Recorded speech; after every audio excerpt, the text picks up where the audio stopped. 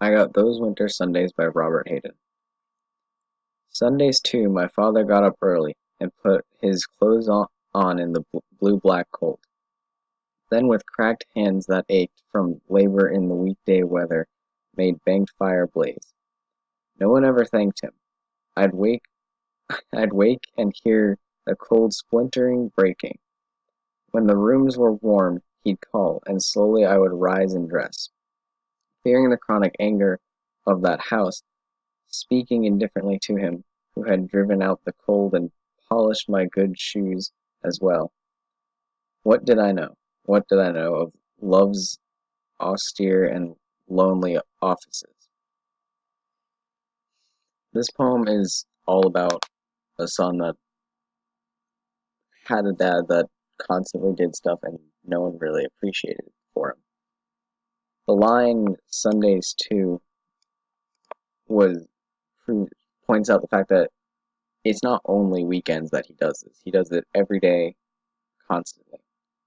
Sundays is just it accentuates the fact that at least in the Bible it's said that Sundays are a day for rest, and even on day for rest, he's getting up early just to warm his family and keep them warm and heat up the house so no one has to deal with how cold it is in the morning.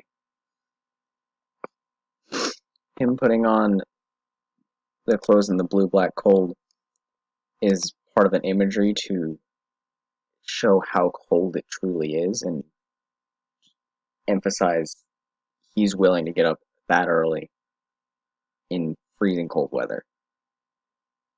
The cracked hands line also does the same thing. It gives you an imagery of how bad his hands are, how he could really use some rest, use some relaxation, but he's choosing to get up early, choosing to put in the hard work just to help his family. Fire Blaze I highlighted because it again is imagery. Anything in light blue I highlighted for imagery. Fire Blaze image gives the reader imagery of just how what fire looks like. I think the next line, no one ever thanked him, is probably the strongest out of the whole poem. You can see, depending on how you want to read it, the writer has serious remorse for never thanking his father for the hard work he put in every morning. And I mean, the line says that no one ever thanked him. It was just like a secondhand knowledge. Oh, that's what he does. The slowly I would rise and dress. It builds upon that idea of just no one really thought about the hard work and the dedication he had to have to willingly get up that early in the cold. He just was like, all right, I'll get up now, I guess. Just slowly went on with his day.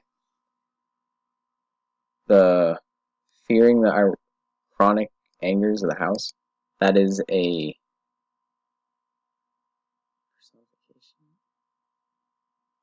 personification of the house because it gives the house a feeling of anger, but it is used to describe the creaking and the oldness of the house. How like everywhere you step, you'd hear a creak or something crackling.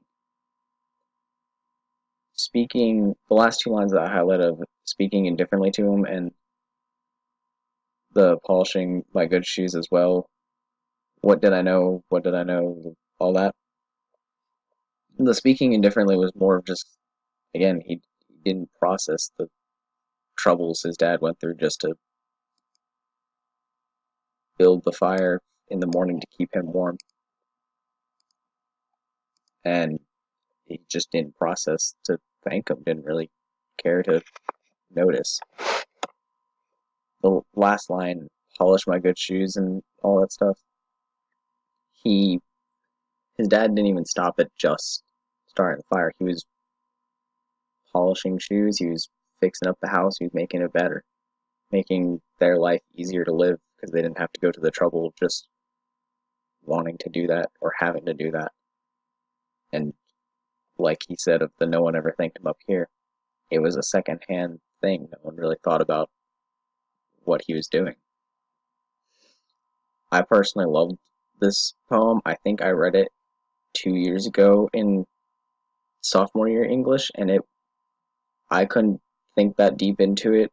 I've never been good at reading poetry, but this poem is very good, and it has a lot of meaning behind it. It shows how easy it is to go on with your life and not process how much trouble people can go through just to make other people happy. You could easily go through a year, 2 years of just hard work to accomplish one thing. You accomplish it finally, and no one really notices the hard work you actually did, and they just see the either success or failure you made. And no one ever processes the hard time that goes through it. As my review of those winter Sundays,